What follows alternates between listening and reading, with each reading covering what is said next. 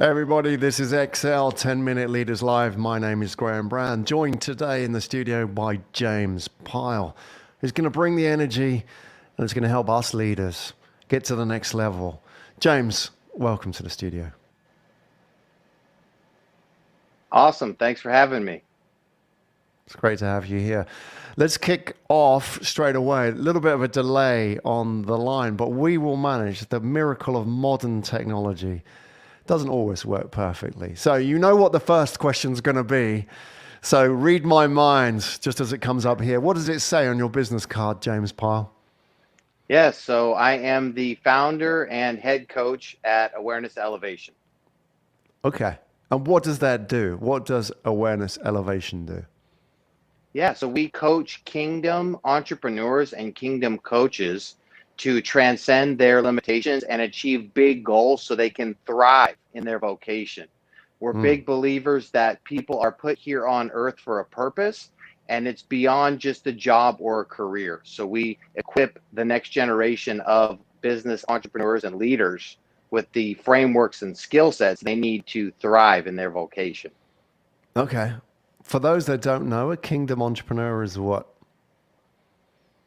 Sure. So kingdom entrepreneurs are Christ followers who are servant leaders. They believe that actually their role as the entrepreneur and leader of the company is to actually serve everyone else inside and outside of the company rather than be served, as a lot of people think. The other Mm. key attributes are that they are people who are continually looking for ways to add value in every situation and ensure everyone else has a slice of the pie before they're worried about getting theirs. They're also focused in giving back and contributing to a greater cause. So oftentimes entrepreneurs we work with are aligned with nonprofit and ministry outreach programs that they contribute both time and financial resources to. And then the last thing that we have as an indicator of a kingdom entrepreneur is somebody who builds their business on integrity and honesty.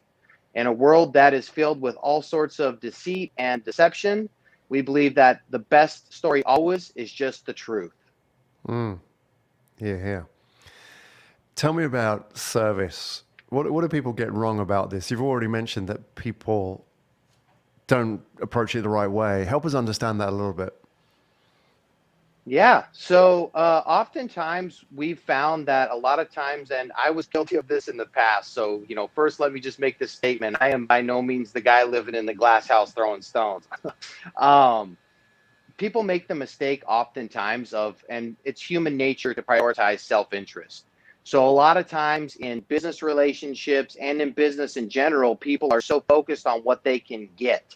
And we believe that a focus first should be on what a person can give and what we can contribute, not only to the situation and to an industry or an environment, but actually in the long term for their lifelong legacy.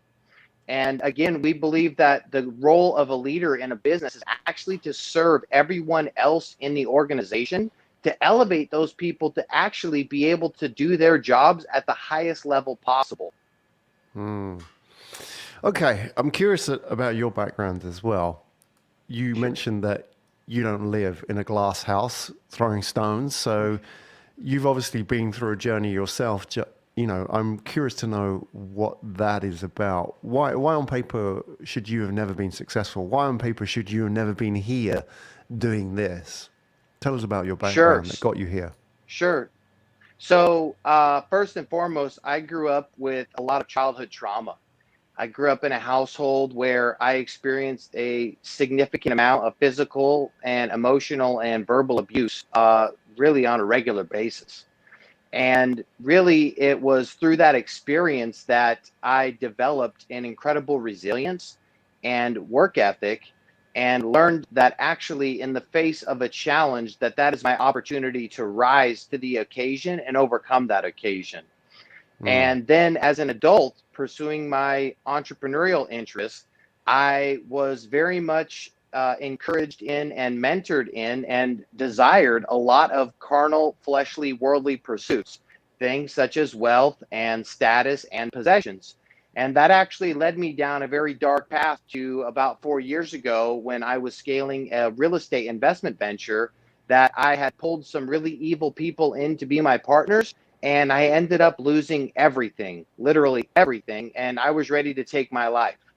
And as Mm. I was standing in my bathroom mirror with my gun in my hand, trying to figure out how do I do this and not mess this up so that I'm not the guy who tried and then blew half his face off and then still is alive, I had a revelation. I received a revelation from the Lord in those moments that He had a bigger plan for me.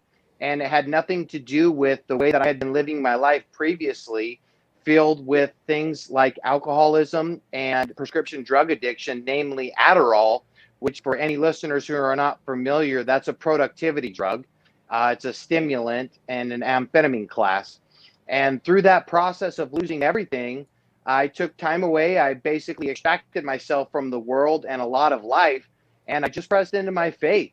And that's the path that I was able to find traction in to rebuild myself and become the man that I believe our Creator made me to be. Mm. You seem like a smart guy, intelligent. How did you let those people into your life? We talked about these evil people that you partnered with. It seems to me that it may make sense with reflection, but at the time, it didn't. And that maybe is the lesson that people can take away, is that when you're in something, you don't actually see it. So how did that happen? How did that become a thing when you seem to have your senses around you and your awareness is there? It's not like you seem to be easily duped. Yeah, well, sorry, go ahead. Yeah, it doesn't seem like you're an easily duped person. Yeah, well, a couple of things. This is a great question. First and foremost, they were people I had known for many years and actually looked up to and were my mentors for many years. And they had a lot of the things that I thought that were important in life. These people were like the upper elite of wealth in the world. They had access to things and people and places that I thought that I wanted, and they lived a lifestyle that I thought I wanted to live. And so it was actually, people who I had trusted for many years of my life and I had done business with previously. And at this point in my life, I was very, I won't say not intelligent, but I was in a delirium from the cocktail of prescription drugs that I was taking at the time. And because of that, and because of my own pride and ego, I allowed these people in and went along with plans that were completely against my moral and ethical fiber.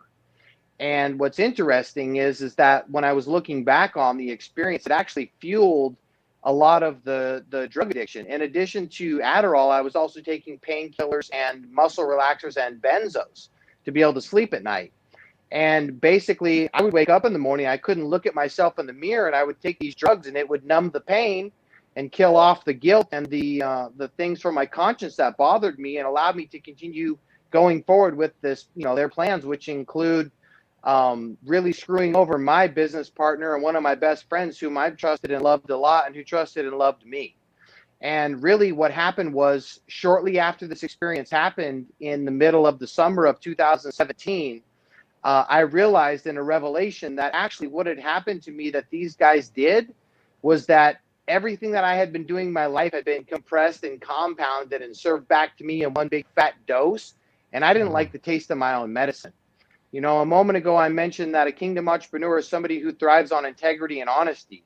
And it was never my intention to conduct business unethically or immorally, but I was in sales. I grew up in sales, and I led the sales teams in all the ventures that I built. And I stretched the truth and flat out lied all the time to get the deal done and to make money. And it wasn't my intention to scam people, but that's really what I was doing at the core of it.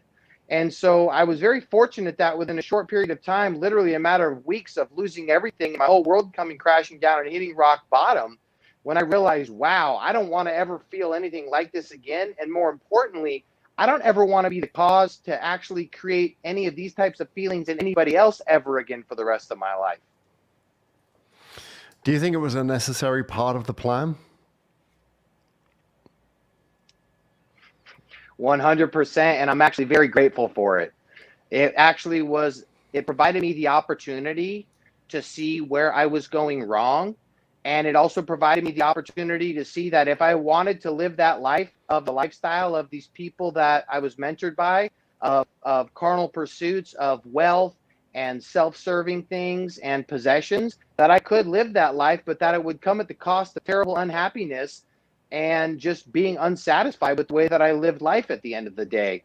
And I really truly believe that this is part of my path that was designed on purpose before I was born, because I'm meant to help share this testimony with others, to help them see the bigger picture and know and understand what their true calling in life is and get into living that.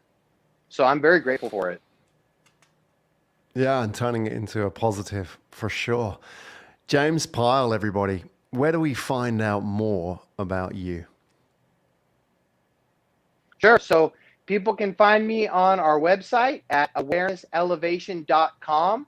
I also stay fairly active, pretty active on Instagram, which is at awareness_elevation.